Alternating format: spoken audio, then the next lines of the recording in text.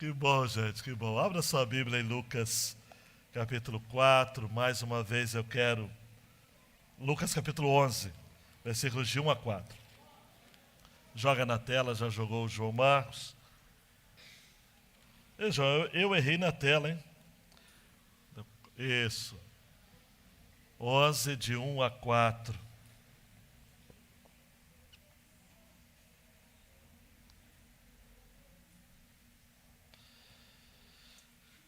Muito bem.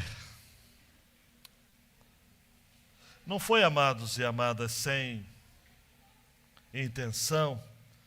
Eu comecei o culto falando sobre as arrogantes pretensões de quem faz seus planos sem colocar o Senhor à frente. Como que é a expressão de orgulho do coração não incluir a expressão "se o Senhor quiser", antes de fazer os planos. Eu tenho dito aqui que a Bíblia obedece uma lógica, há uma fluência do texto. Então nada do texto foi organizado sem um propósito em mente. O texto que a gente vai estar trabalhando hoje, em Lucas capítulo 11, de 1 a 4, é a versão de Lucas da oração do Pai Nosso, de Mateus 6, 9 a 15. Na estrutura de organização do Evangelho de Mateus, ele colocou a oração do Pai Nosso no contexto maior, que é o Sermão do Monte, 5 a 7 de Mateus. Lucas, quando selecionou seu material, Juliana, ele pegou essa oração apenas. Outros elementos do Pai Nosso também estão presentes, do Sermão do Monte, estão presentes também no meio do material de Lucas. Mas ele colocou a sua versão do Pai Nosso imediatamente depois do episódio de Marta e Maria, que por sua vez foi imediatamente depois da chamada parábola do samaritano, que faz parte de um contexto maior, que é o diário da jornada de Jesus. 9 a 19 de Lucas é o registro de viagem.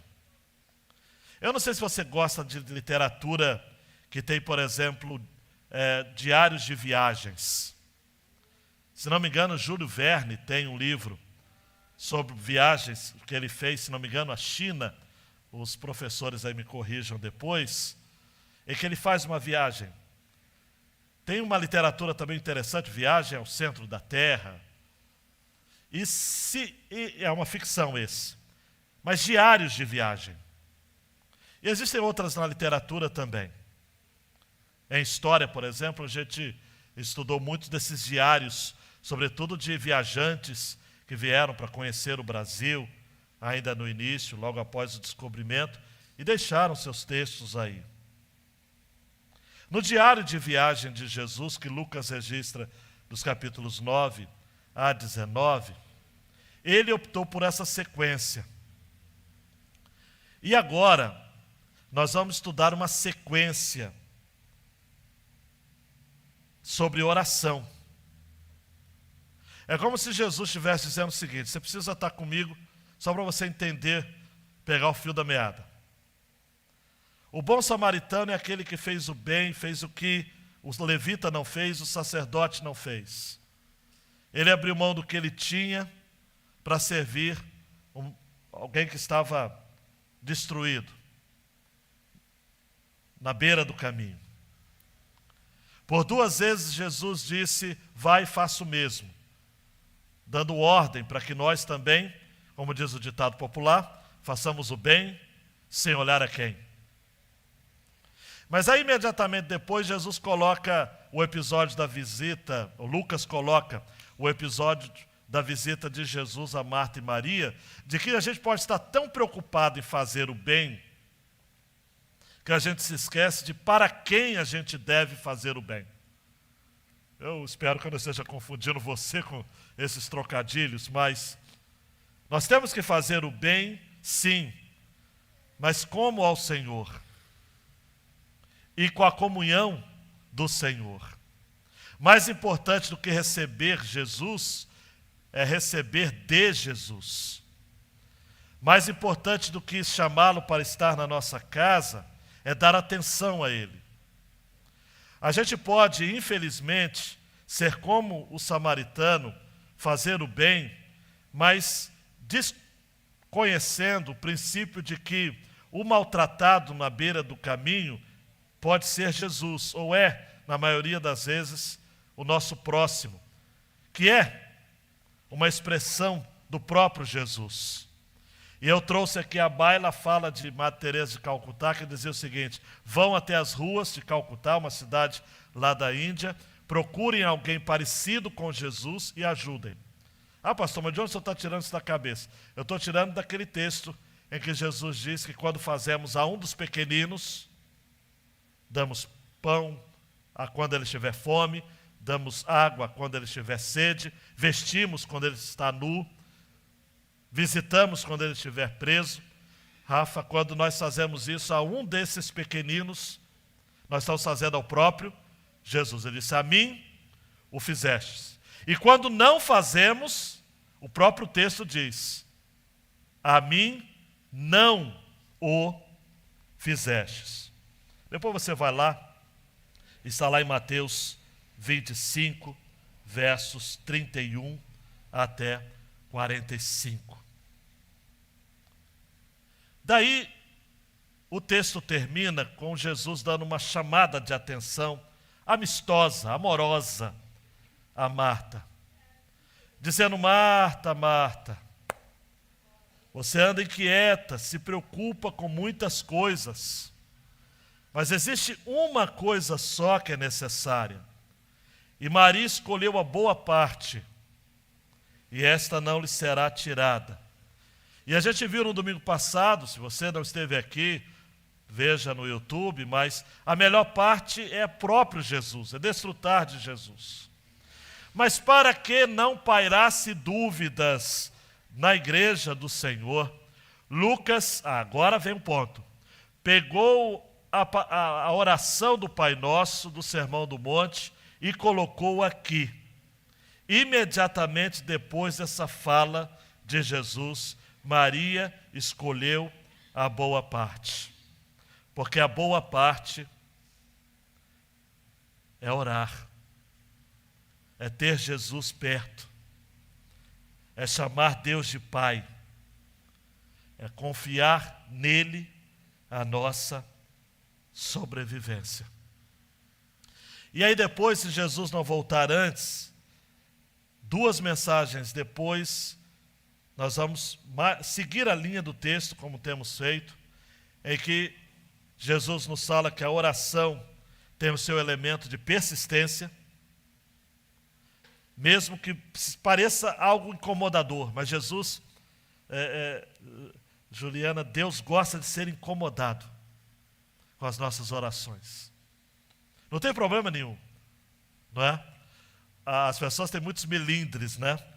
Hoje a pessoa manda uma mensagem de áudio para você, se ela tem mais do que 3 minutos, o que a pessoa coloca embaixo? Desculpe que o áudio está longo, porque a gente não quer incomodar. Mas diante de Jesus ou de Deus, em nome de Jesus, a sua oração é a Deus, em nome de Jesus, você não precisa pedir perdão porque o áudio está longo. Fala, porque Ele é um Pai que não se cansa de ouvir a oração dos seus filhos. E aí a outra mensagem, se Deus quiser, eu vou falar sobre o encorajamento de pedir o que for. Peça. Peça, porque o Pai dá o Espírito Santo aos que lhe pedirem. Aí é uma suave diferença da versão de Mateus, quando fala: o Pai dará boas coisas aos que lhe pedirem. Lucas pegou essa ideia de: o Pai dará o Espírito Santo ao que lhe pedirem. Porque quem tem o Espírito Santo como amigo, tem tudo. O Espírito Santo é o nosso paráclito, é o nosso auxiliador, é o nosso conselheiro. É emocionante, amados, falar de oração. E o tema é orar para sobreviver. Não dá para sobreviver sem orar. Às vezes eu lido com pessoas que têm dramas incríveis. Alguns estão aqui nessa noite, quem sabe outros online. E que eu falo, meu Deus do céu, como é que essa pessoa está sobrevivendo? Porque ora. Porque ora. Porque alguns dramas são muito agudos, amados. São muito agudos.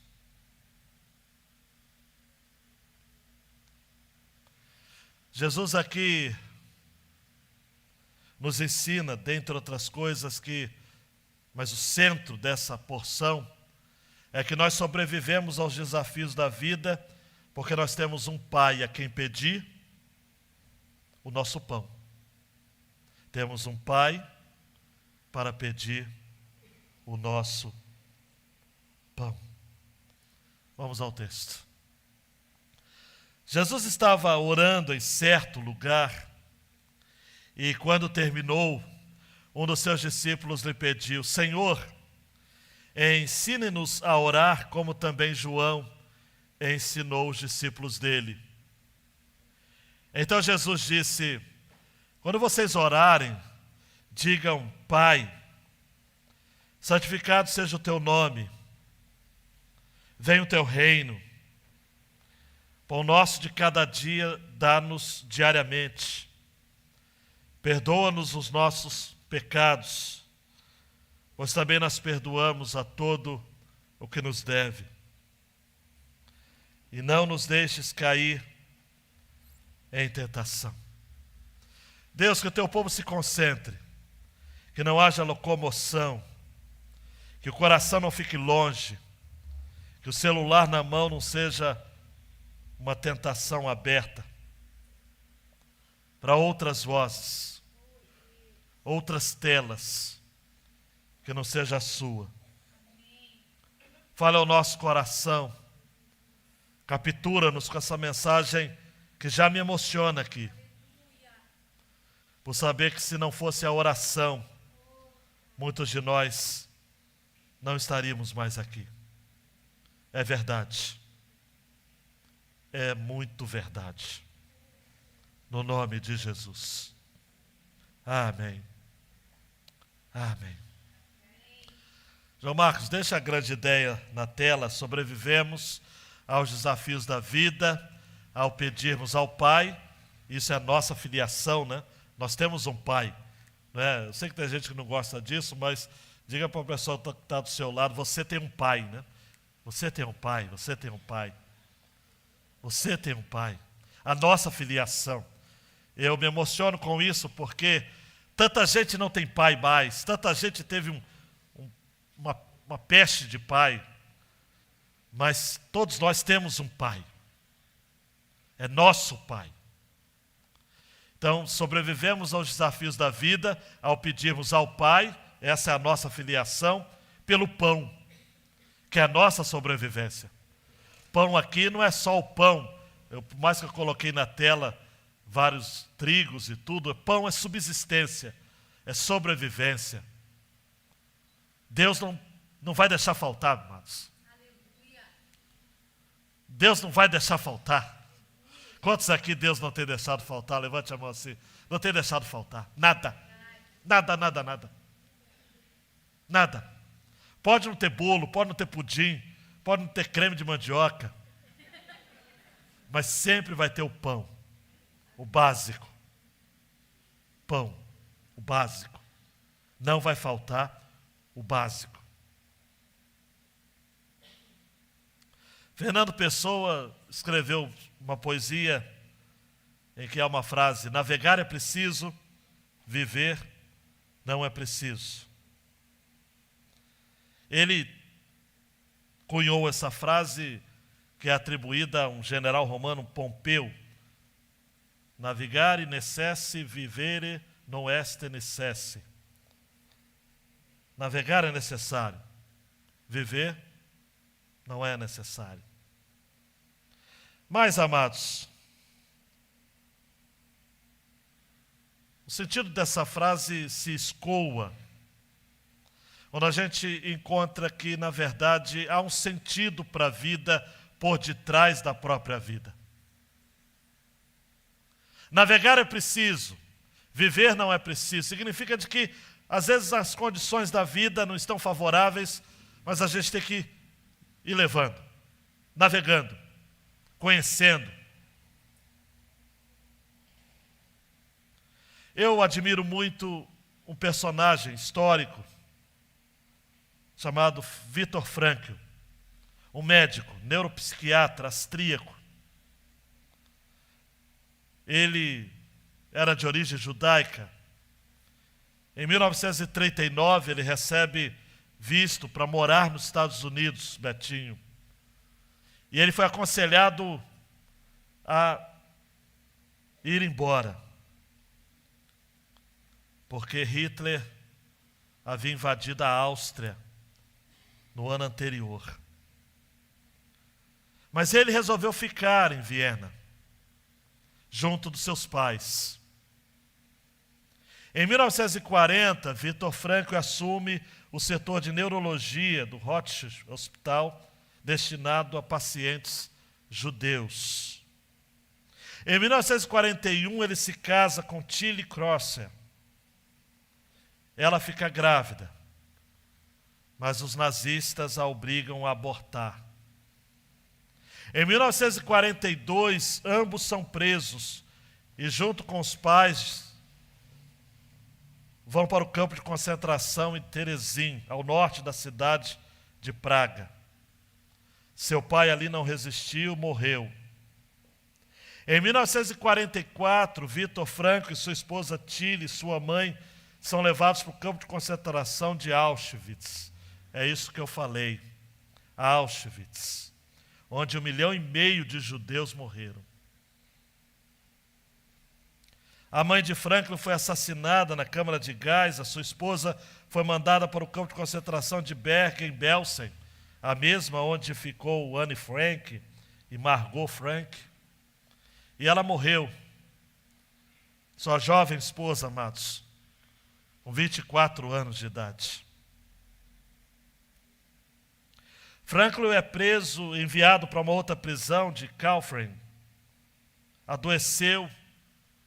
Mas na prisão ele começou a se lembrar da sua pesquisa sobre o sentido da vida e ele estabeleceu as bases da sua escola terapêutica chamada logoterapia. Terapia do sentido. Sentido da vida. 27 de abril de 45, 2 dias antes do suicídio de Hitler, tropas norte-americanas libertam o campo de concentração e ele se salvou. Descobre que a sua mãe, seu irmão, sua esposa, todos foram mortos. Ele perdeu tudo. Ele não tinha nada. Mas aí, queridão e queridona, ele desenvolveu uma missão, uma ambição. Ele ia ajudar pessoas a superar a dor e o sofrimento. E aí ele escreveu um livro, um clássico, chamado Em Busca de Sentido.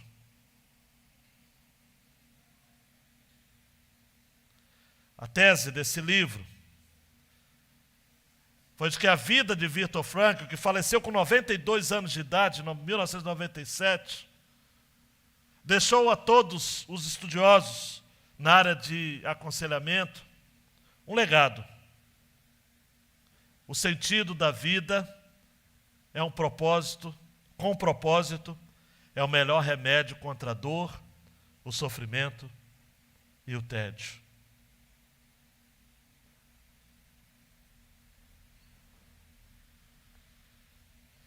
A gente precisa entender que, e Viktor Frankl falava isso, se suporta qualquer como viver quando se sabe o para que viver, o porquê viver. Marta, Marta, você está inquieta e se preocupa com muitas coisas. Apenas uma é necessária. Maria escolheu a boa parte. Marta chega para Jesus, amados, e está dizendo o seguinte: olha, Maria não está preocupada com aquilo que é mais importante. E ousadamente ela dá uma baita de uma bronca em Jesus, dizendo: o Senhor não vai fazer nada, o Senhor não se importa. Marta estava nervosa com a aparente falta de preocupação de Maria com aquilo que ela considerava importante.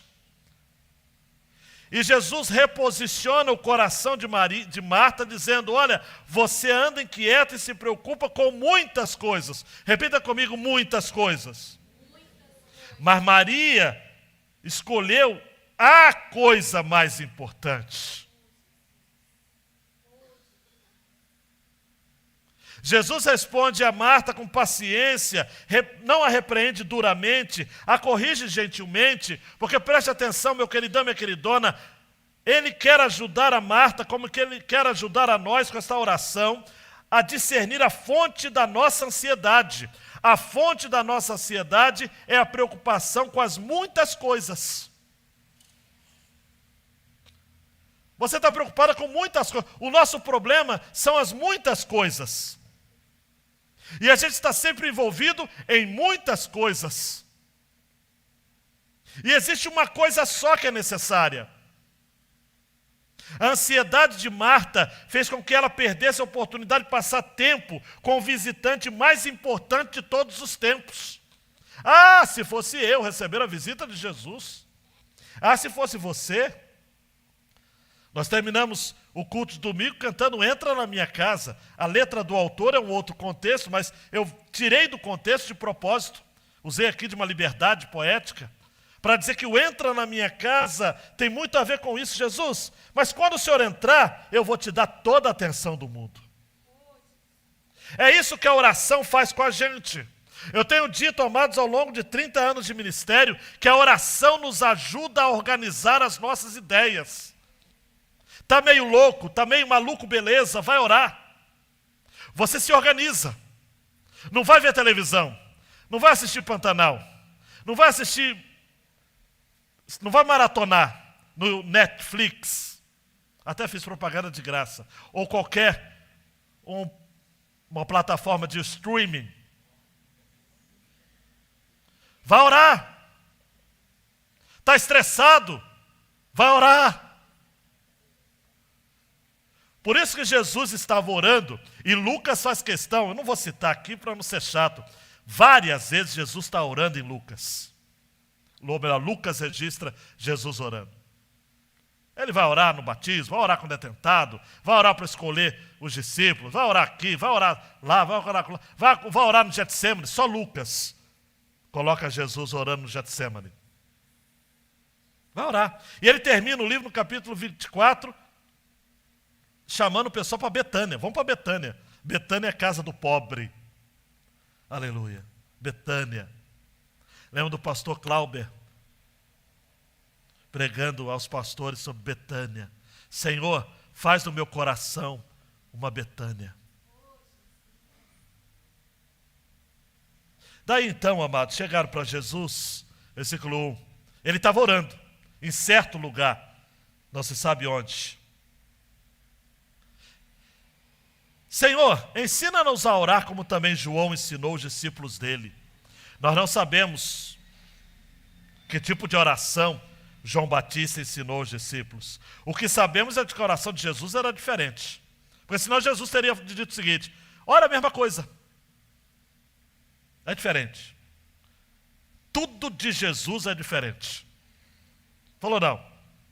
Vou ensinar vocês. Dá um clique aí, João. Pai, santificado seja o teu nome. Venha o teu reino. Você vê que Lucas sintetiza. Esta oração, se você quiser separar assim, também dá. Os pregadores aqui gostam dessas dicas, né? Imagino que gostam. Essa oração tem um endereço e 5 pedidos. Mas eu dividi a oração nos 2 blocos. É orar para o Pai e orar pelo pão. Primeiro falando de quem o Pai é. Você não pode orar começando com as suas necessidades. Está errado, está errado. Você tem que orar afirmando quem Deus é. Que a oração diz respeito a Deus, não diz respeito a você. A gente vai começar a orar, Senhor, eu quero te pedir, está tudo errado. Volta, rebobina, não existe mais fita para rebobinar, reseta, ora novamente. Pai, o seu nome é santo. Eugene Peterson fala assim, revela-nos quem tu és. Venha o teu reino. O Eugene Peterson coloca na mensagem, dá um jeito neste mundo. Põe ordem ao meu caos, Senhor.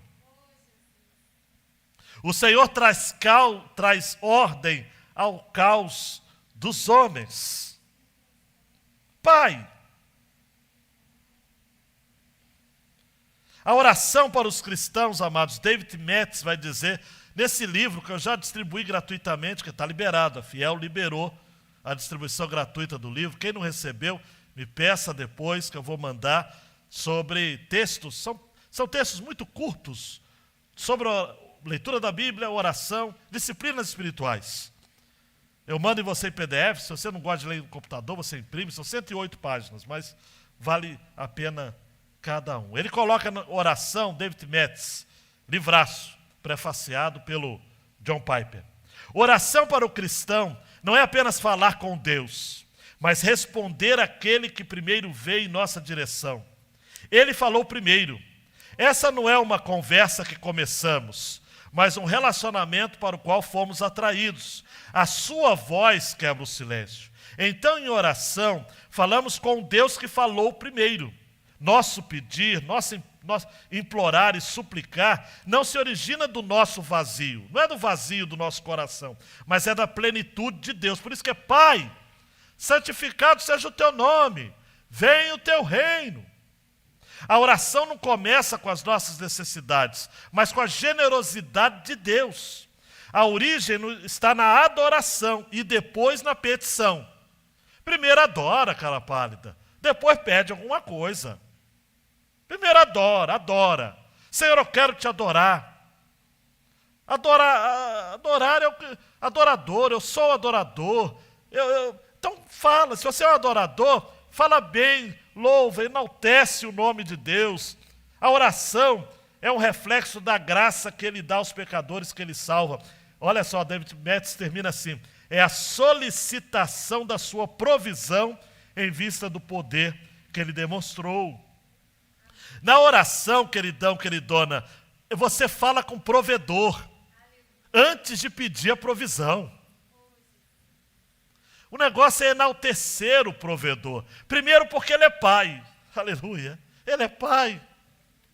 E tanto em Lucas quanto em Mateus, a tradução da ideia de uma intimidade é Abba, Pai, em aramaico. Paizinho.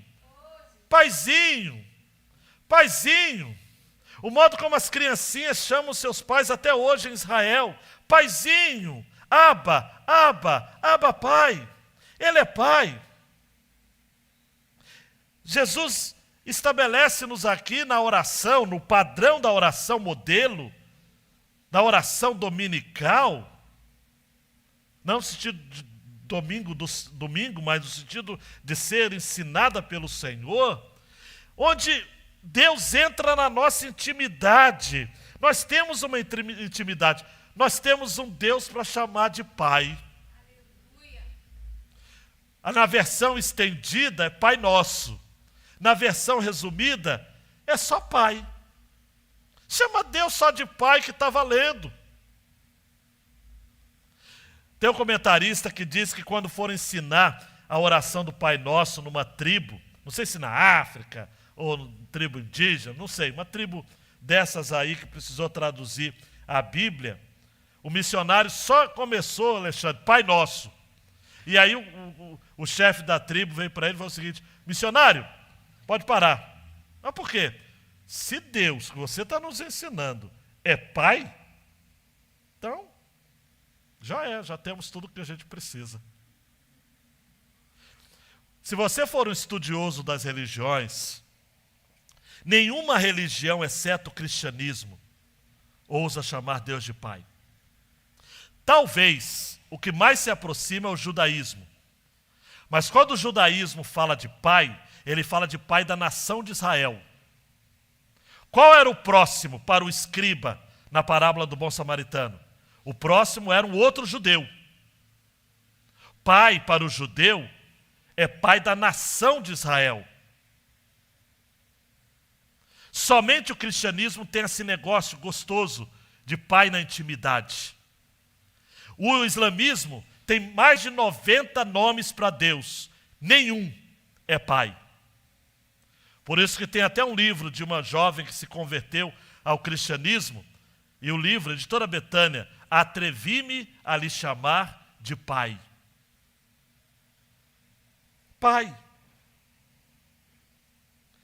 Claro, amados, e William Barclay, grande comentarista espanhol, dizia o seguinte: a gente não deve usar esse título de pai insolentemente. Não é um paizinho debochado, superficial, sentimentaloide. É um pai que é pai mesmo. Ele não fecha os olhos quando você peca. Preste atenção. Suas faltas, seus erros estão postos diante dele.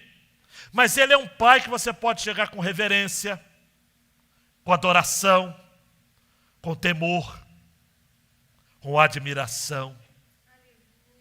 Eu gosto da versão estendida de Mateus que fala Pai nosso que está nos céus. É até mais louco ainda, porque ele é Pai nosso e está no céu. Como é que alguém está no céu? Quando a gente veio para cá hoje de manhã, e Débora, curiosa como sempre, as mulheres, olha para o céu e vê um objeto voador não identificado. Ela falou, amor, é um balão? Eu confesso que eu não vi, eu demorei uns 15 minutos para ver. O João olhou, não pai, está ali e tal. É um balão, mas não sei se é ar quente, se é ar não sei o quê. Um balão, ele está no céu, mas está distante. A gente não via. Pai nosso que está nos céus. Ele está nos céus, mas ele é nosso. Ele está nos céus governando tudo. Você sabe o que é estar nos céus? Gente, Jesus não é Senhor só do planeta Terra, Ele é Senhor cósmico. Efésios vai dizer isso, até me arrepio. Um dia, né, Ramos? O Ramos está aí? O Ramos e a Zô? Está ali o Ramos. Um dia eu lembrando do Tito, falei, Senhor, no mundo que o Tito está, o Senhor está lá. Então as nossas crianças com espectro autista, nenhum deles está fora do cuidado do Senhor. Ah, pastor, mas eles vivem no mundo deles. No mundo deles, Jesus é Senhor. Por isso, amados, é isso. Não importa o que você está vivendo. Pastor, eu não sei a língua dele. Não precisa. Ele é Senhor, Ele é Pai. Ele é Pai. Vários textos em Lucas chamando Deus de Pai. Lucas 12, 32, por exemplo. Não tenha medo, ó pequenino rebanho, porque o Pai de vocês se agradou em dar-lhe o seu reino. Lucas 22, 42, Jesus chama de Pai. Se queres, afasta de mim esse cálice. Em 23, 34, ele fala, Pai, na cruz, a primeira palavra, perdoa-lhes, porque não sabem o que fazem. Última frase, 46, Pai, nas tuas mãos entrego o meu espírito. E no 24, ele termina o livro dizendo, Jesus dizendo, eis que eu envio sobre vocês a promessa de meu Pai. Você pode chamar Deus de Pai, o seu nome é santificado. O reino dele já está entre nós. Quando você está ansioso, queridão, quando você está preocupado, queridona, preocupada, você está confiando em si mesmo, está edificando sua vida sobre coisas ou pessoas, e não sobre Jesus. Se o nome dele é santo, e eu vou correr nessa parte de petição, significa, eu gosto muito do comentário aqui, Deus seja Deus. Você não pode reduzir a Deus, o nome dele é santo. Maria, mãe de Jesus, louvou a Deus com seu Magnificat, seu cântico em Lucas 1, 46 e 49, dizendo assim: a minha alma engrandece ao Senhor e o meu espírito se alegrou em Deus meu Salvador, porque ele atentou para a humildade da sua serva. Pois desde agora todas as gerações me considerarão bem-aventurada, porque o poderoso me fez grandes coisas. Santo é o seu nome. Quando Uzias, amados, morreu, e eu fiz questão de pesquisar depois para relembrar, não é? Seu filho Jotão assumiu, mas nesse interregno, no capítulo 6, Isaías vê o Senhor sobre o alto sublime trono. E os serafins, com as asas cobrindo o rosto, duas cobrindo os pés, outras duas, cobrindo e voando, outras duas, diziam: santo, santo, santo, é o Senhor dos exércitos. Toda a terra está cheia da sua glória. Vem o teu reino. É claro que Jesus é o rei. Ele é o rei do reino. Donald Grable, eu tenho citado ele aqui naquele livraço, O Reino de Ponta Cabeça. Lucas coloca o reino de Deus de ponta cabeça, porque é o reino dos pobres, cegos, oprimidos, cativos. Ele é o rei. Jesus não pede licença para entrar na nossa vida. Ele é o rei, mas é o rei de ponta cabeça. Não é o rei que entra em Jerusalém com uma mula, como Salomão, ou como um garboso cavalo. Ele entra com um jumento. Ele é rei, mas é um rei humilde. É uma outra espécie de rei. É uma outra categoria de rei. Se Jesus estivesse entre nós, não lhe colocariam um tapete vermelho. Não lhe dariam honras. Talvez ele nem sequer fosse notado. O rei do reino está entre nós. Aleluia. O reino que Paulo vai dizer aos Romanos 14, 17, não é comida, não é bebida, mas é justiça, paz e alegria no Espírito Santo. João Marcos, então diante desse endereço, desse nome grandioso, desse Pai que é rei,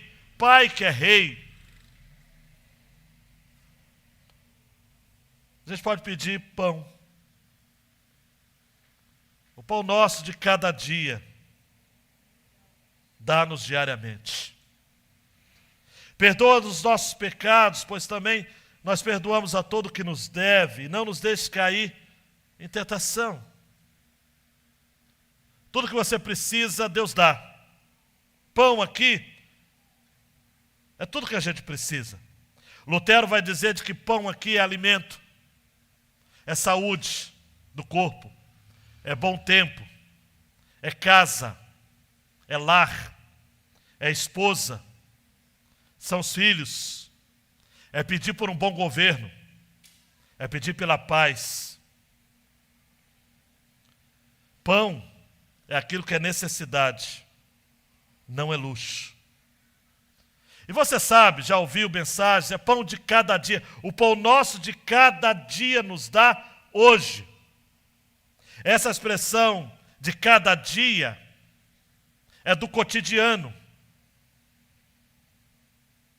Um papiro antigo que continha essa palavra no grego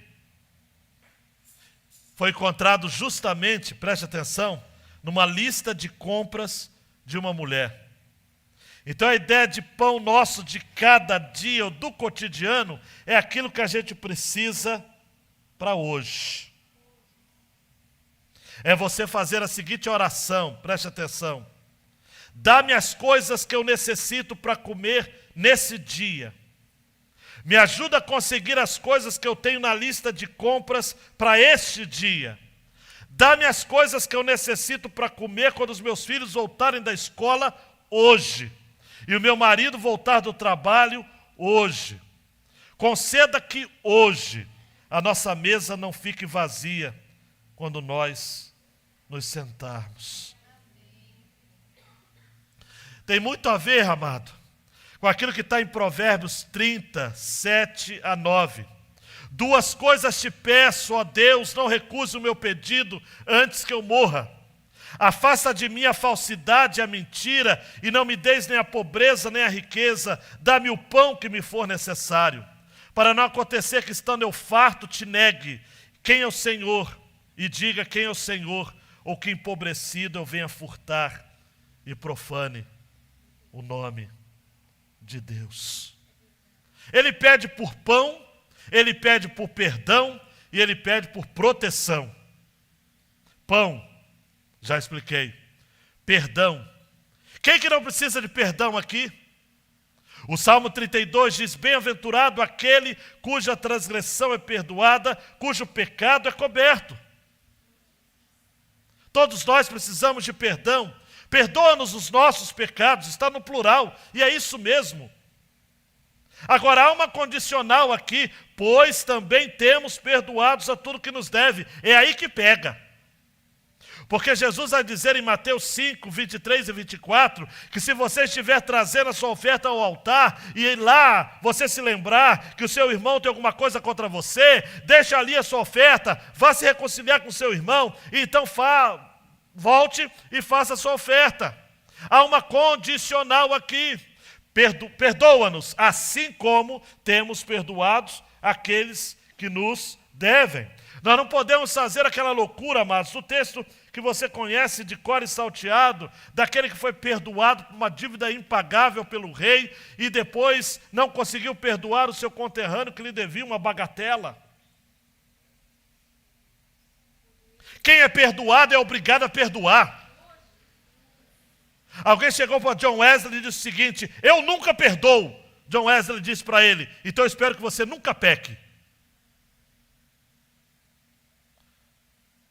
Porque se pecamos, e todos pecaram e destituídos são da glória de Deus, e se diante de nós aqui ninguém pode dizer que não tem pecado, por isso ninguém tem o direito de atirar pedras. Não atire pedras, atire perdão.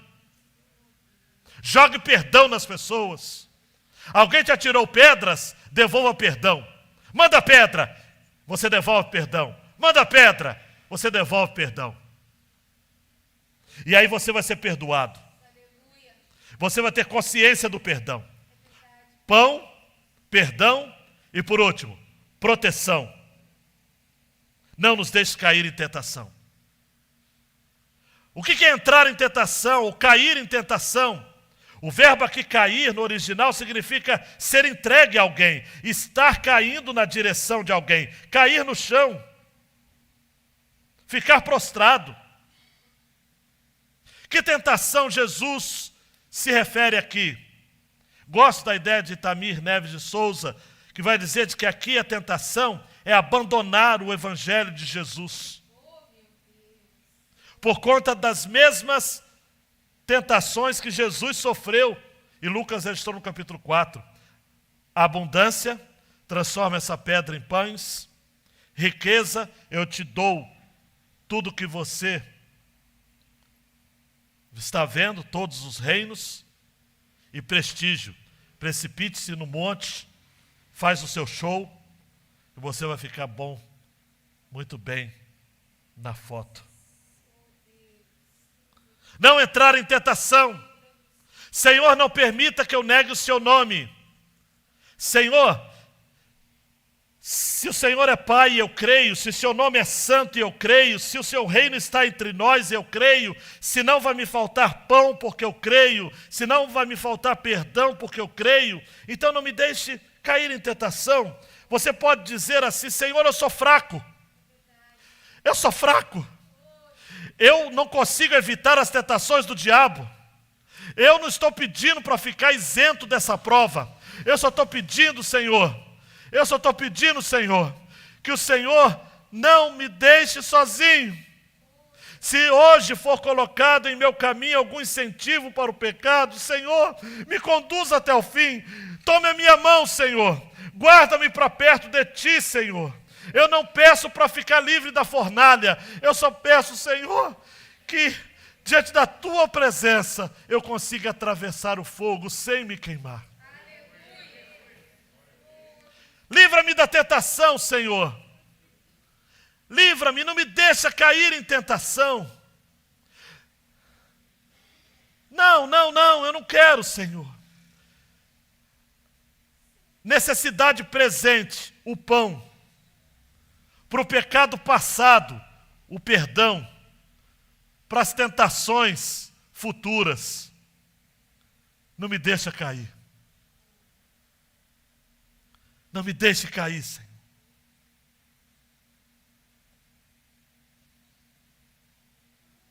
Daria para falar mais, mas vamos caminhar para o final. João Marcos, é libertador ter um Deus para chamar de Pai.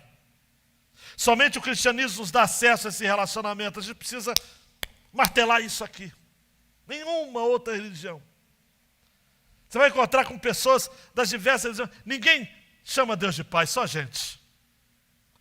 Pai nosso, que estás no céu, santificado seja o teu nome. Venha o teu reino. Seja feita a sua vontade, assim na terra como no céu. Ele é Pai. Pai. Pai.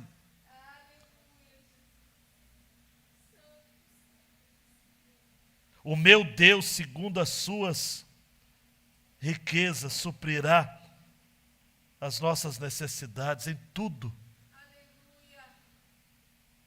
Em Filipenses 4, 19 eu li, e o 20 diz: a nosso Deus e Pai seja a glória para todos sempre. João Marcos, saber que o nosso sustento vem do Senhor prepara o nosso coração para o maior desafio da nossa vida. E eu queria, amados, pontuar isso daqui. Eu vou ter que repetir esse ponto, quem sabe mais adiante nas outras mensagens. O maior desafio que a gente tem no ponto de vista terreno, olhe para mim, é amar os não amáveis. Por isso que na oração do Pai Nosso tem essa ideia de perdoa-nos como temos perdoado os que têm nos ofendido. É duro demais, amados, perdoar os imperdoáveis, amar os não amáveis, tratar com os intratáveis, lidar com os intragáveis. Mas nós não temos o que escolher. Jesus disse, e está lá na versão estendida da oração, capítulo 6, 14 e 15, porque se perdoarem aos outros as ofensas deles, também o Pai de vocês que está no céu perdoará vocês. E se, porém, não perdoarem aos outros as ofensas deles, também o Pai de vocês não perdoará as ofensas de vocês. Não, pastor, é um toma lá da cá? Deus está fazendo barganha com a gente? Não, Ele é Pai, Ele é Rei, Ele faz o que Ele quiser, Ele está falando com você, eu te perdoo, por que você não pode perdoar? Não há nada, amados, que as pessoas nos façam que seja comparável ao que nós já fizemos para Deus. A nossa dívida é impagável. C.S. Lewis vai dizer, você deve perdoar ao outro, porque Deus perdoou o imperdoável em você. Para. Só pode fazer o que for. Nada vai te tirar da posição. Perdoa, cara. Libera. Libera. Guarda mágoa não. Coração não foi feito para guardar mágoa. Seu coraçãozinho lindo não foi feito para carregar ressentimento, mágoa. Deleta, manda embora. Nem joga na lixeira e depois deleta tudo. Dá uma limpeza de disco rígido, completo. Formata a máquina. Limpa tudo. Não deixa nem vestígio. Não deixa nem um código-fonte. Acaba com tudo. Perdoa. Vai para frente, cara. Vai para frente. Você tem um pai, cara. E por fim, tem que terminar, gente. Vença a ansiedade pela oração, Deus que é Pai. Ele supre todas as suas necessidades, dá para repetir? De pão, de perdão e de proteção. 3 P's. Nós vemos na escola dominical os P's que matam. 12 P's. Hoje é os 3 que fazem você lembrar de Deus e agradecer. Deus, obrigado pelo pão. Isaac, agradeça pelo pão, pelo perdão, pela proteção. Gente, você sabia disso? Me perdoa, mas eu tenho que alongar isso aí só mais um pouquinho. O seu filho vai para a escola, mas ele volta. Você parou para pensar nisso? Querendo Deus, amados, nós vamos sair daqui, eu prometo que daqui a pouquinho a gente vai sair. E você vai chegar em casa, cara. E você vai descansar. E como diz aquela música que a pessoa, e o meu Deus não vai deixar nada faltar. Nada. Nada vai faltar, cara. John Piper diz que a raiz da ansiedade é fé inadequada na graça futura do nosso Pai. Os jovens aqui vão se lembrar dessa frase ontem. E que ansiedade é igual a incredulidade.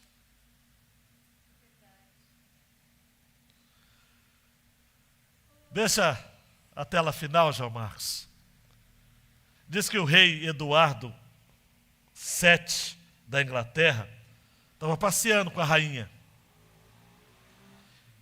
E aí ela torceu o pé, machucou o tornozelo.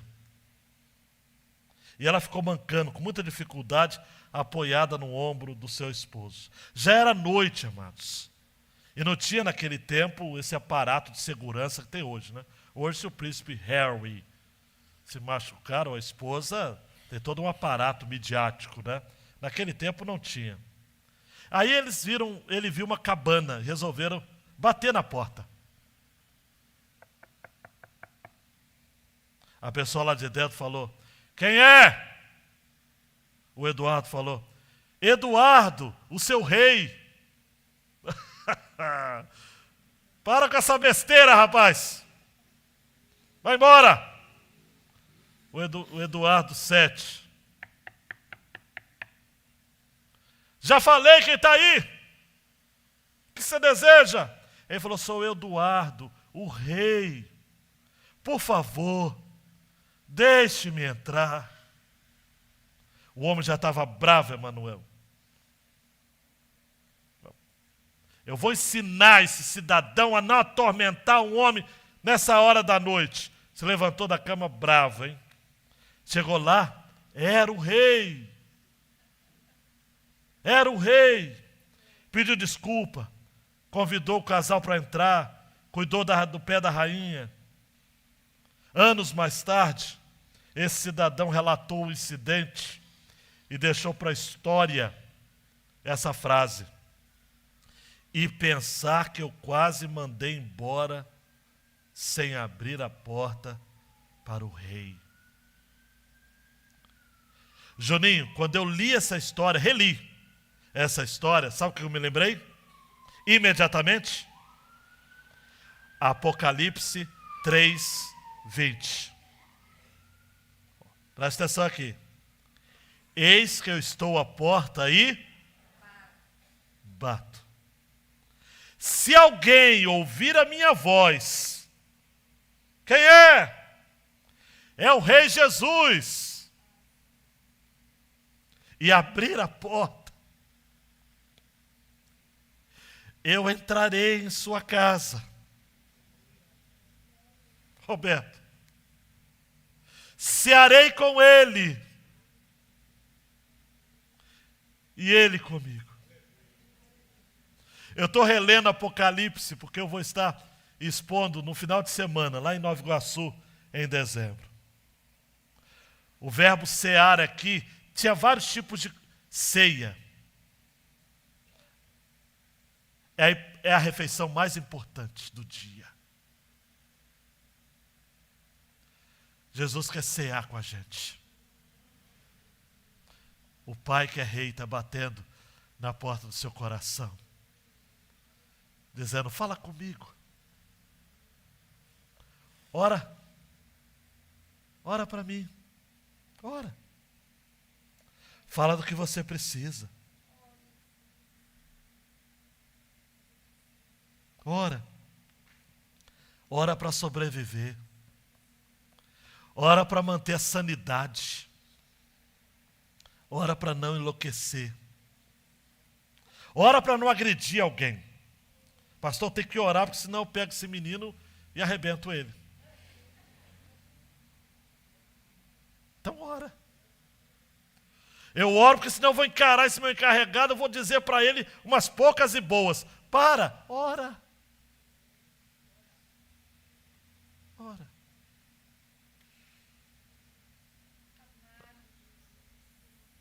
Ensina-nos a orar. Abaixa a cabeça. Ora. As tentações irão. As lutas irão. Elas são as mesmas. As agitações são perversas. O corre é loucura.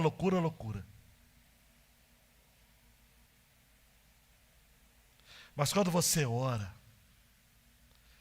presta atenção, quando você ora, você encontra calma. Você respira fundo. E se você não tem o que falar, só começa com Pai. O que vier depois de Pai é bênção a beça. Viu, Danilo? Pai.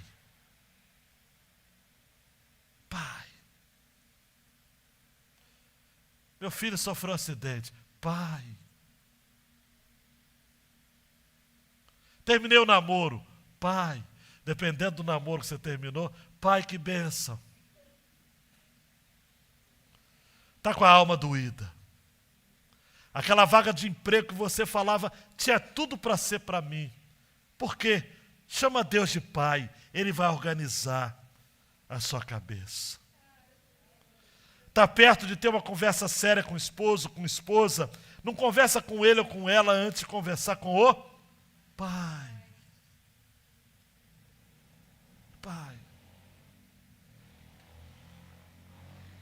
Pede o pão para o Pai. O Pai tem prazer de dar.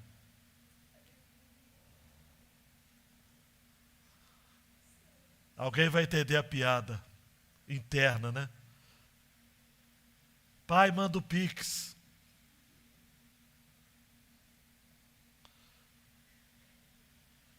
Pai atende, Pai tem prazer.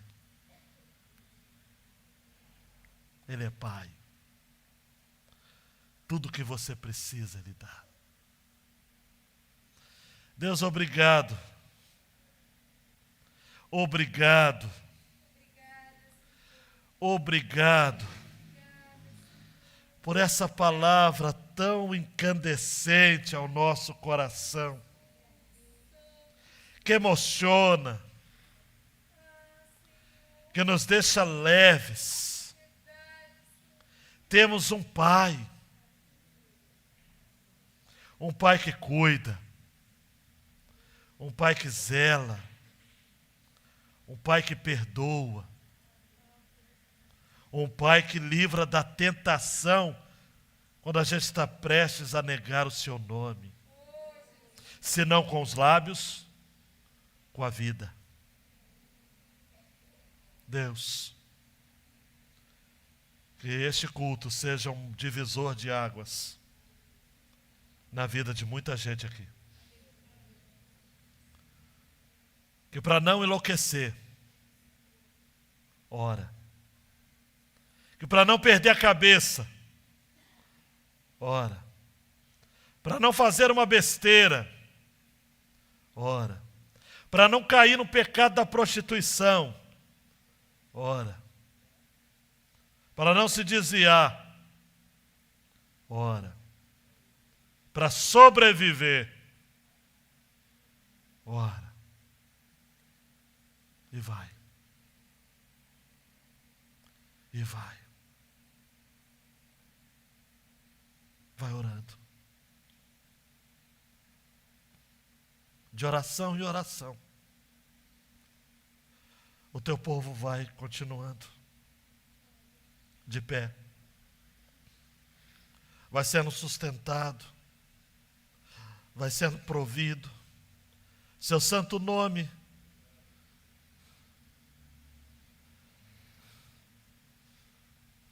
dá importância à nossa vida. Ajusta as coisas para nós. Nos permite nos erguermos do caos e acordarmos toda manhã sabendo que as misericórdias do Senhor são a causa de não sermos consumidos, porque as suas misericórdias não têm fim. Renova-se a cada manhã. Quando tudo perante o Senhor estiver, e todo o meu ser Ele controlar, só assim hás de ver que o Senhor tem poder, quando tudo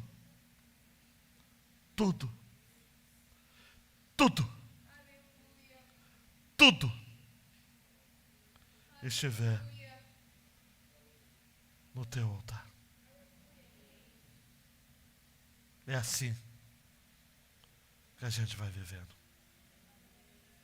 Amém.